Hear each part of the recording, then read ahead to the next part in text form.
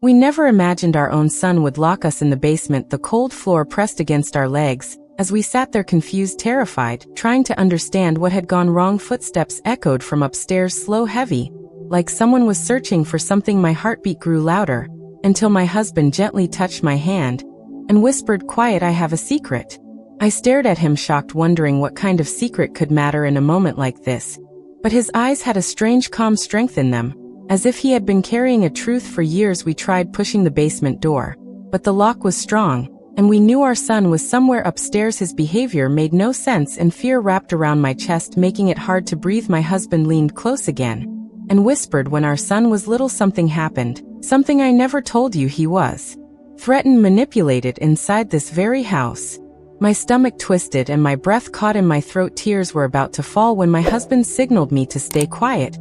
He said, "We just need a few more minutes. There is something you never knew about this place. This basement has a hidden exit. I discovered it years ago when the house was being renovated. I never imagined we would actually need it someday, but now it might be the only way out."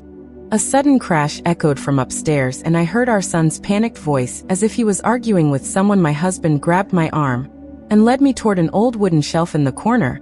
He pushed it aside, revealing a dusty panel in the wall. He pressed it with his thumb, and a thin crack opened, releasing a cold breath of stale air. I couldn't believe it, an actual hidden passage in our own home. My entire body trembled, but he pushed me toward it, urging me to go before it was too late.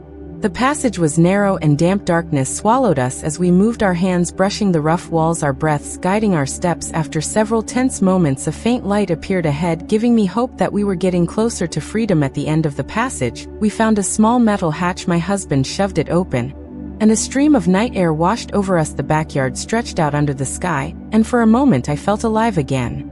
But our son was still upstairs with that man, the man who had terrified him for years. My husband turned to me and finally revealed the truth. The man who threatened our son long ago had returned and forced him to lock us in to buy time, so he could find something hidden in our home, something dangerous, a file, evidence that could destroy him. He believed it was still here. My husband looked at me with a hint of a tired smile and said, "But the real secret isn't the passage. The real secret is that I already made a copy of that file and hid it somewhere safe. He doesn't know. He's wasting his time." The moment he locked us inside, I pressed the emergency button on my smartwatch. "The police are already coming. I just didn't want you to panic."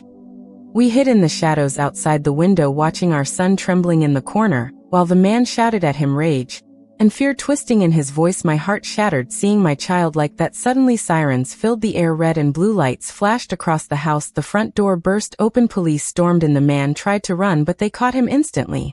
Our son collapsed to the floor crying. I ran to him and wrapped my arms around him. He kept repeating, "Forgive me, Mom, forgive me."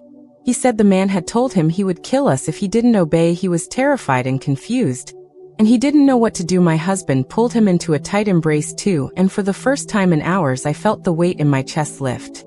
We stood in the backyard breathing the cold night air, the three of us together, shaken but safe. No secret, no basement, no fear could break us now. We had survived the darkest moment of our lives, and we had done it together, and nothing could ever pull us apart again.